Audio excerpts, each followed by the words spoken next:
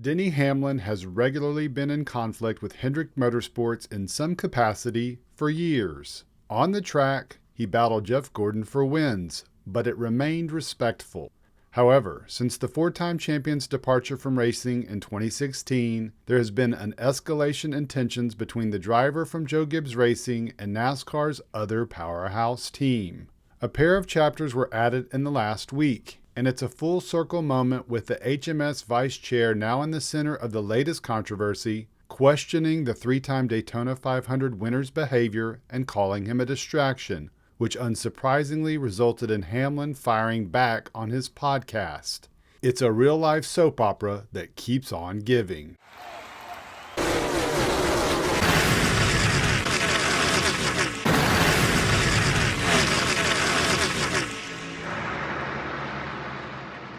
Flashback to Martinsville in 2017. Denny Hamlin is on the rear bumper of Chase Elliott, who is closing in on his first Cup Series win. As we all know, that didn't happen. The number 11 shoved the HMS car up the track and it went sliding into the fence. Elliott finished 27th. Fast forward 4 years later on the same track. In a role reversal, Hamlin led with 7 laps to go when Alex Bowman sent him for a slide up the track.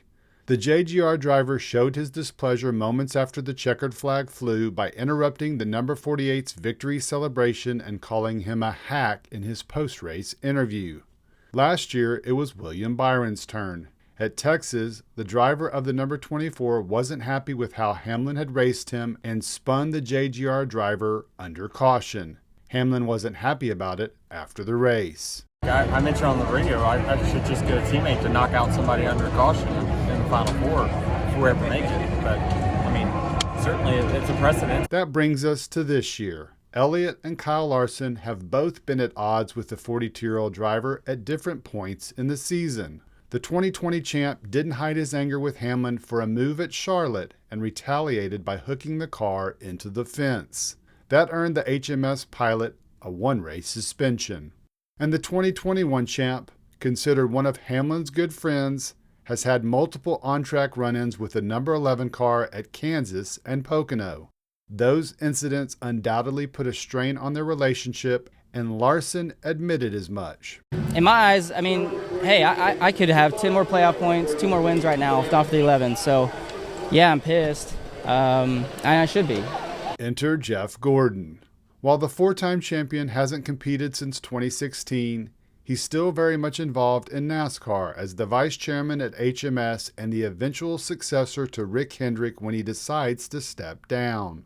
The Hall of Famer, who worked in the Fox broadcast booth as an analyst for multiple seasons before moving to his current role, also has opinions.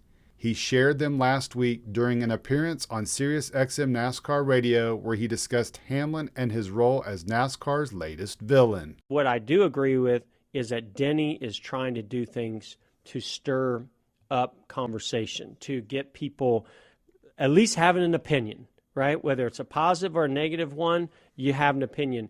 And the fact that he's embracing that, I will give him kudos all day long. Go for it. I wouldn't want that to be one of our drivers. Why not? You know, because it's just, it's too controversial. You know, to me, it's a distraction. You know, I feel like I want our drivers to you know, go and build a fan base by winning races and by being themselves and you know, but not doing things. I think Denny's being himself to a certain degree, but I think he's also kind of, you know, it's like an alter ego as well. And again, I want other guys in the sport to do stuff like that.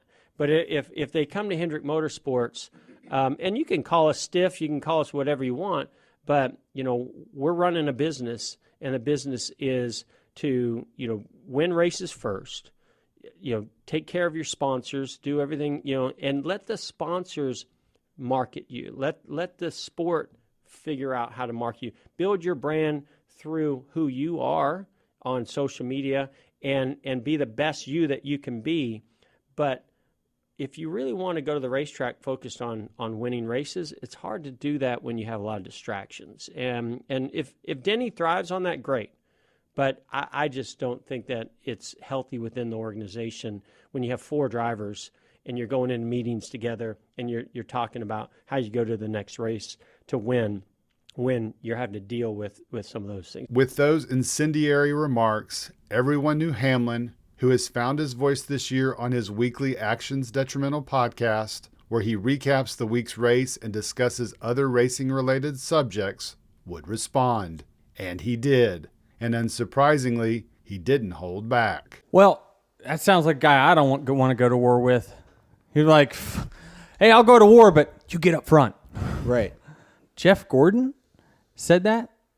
I mean, that is how to stunt NASCAR growth 101 is say, that's too controversial for us. Call us stiff. But, I'm wondering how has his sponsors marketed his drivers? Because I think his drivers have great personality.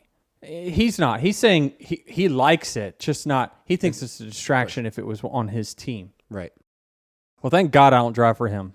Has he been watching a race in the last 12 weeks? What's distraction what in is your a distraction? That I'm getting booed? All of it. You stirring the pot, things like that. I go This in Monday show? and I'm a professional because that's what professionals do. They go into a meeting and they act professional. I think he's been to one too many Burning Mans. He's going against the logic that he said 12 months ago, that he wants his drivers doing more things, and he's basically saying, I want them to be tidy, not controversial. I couldn't disagree more. I'm glad I drive for Joe Gibbs Racing. I'm glad I run my team the way I run my team, because I will never run my team saying things like that.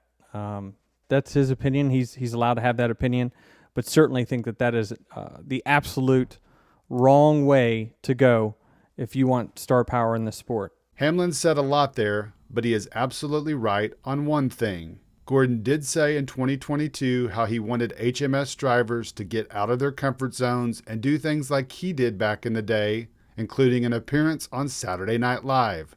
That clearly hasn't happened.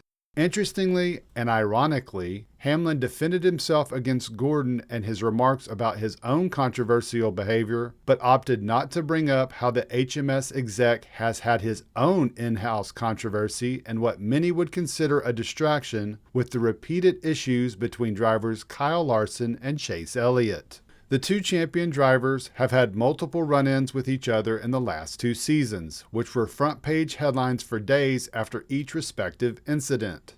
Elliott appeared on SiriusXM NASCAR radio in September after the latest incident at Kansas to address the situation, insisting there were no problems with his teammate. There may have been no problems at the time of his appearance, but that wasn't the case during and immediately after the race. But Hamlin steered clear of that subject. Maybe he didn't want to stir the pot. Oh, who are we kidding? Of course he would have had he remembered. Clearly he forgot. Maybe that's something he'll bring up on his next podcast. Even if he doesn't, you can be sure if not in the next 4 races, which is possible, but for sure in 2024, there will be a point when Hamlin and an HMS driver get sideways. And we'll have yet another entertaining chapter to add to the drama that doesn't appear to be ending anytime soon.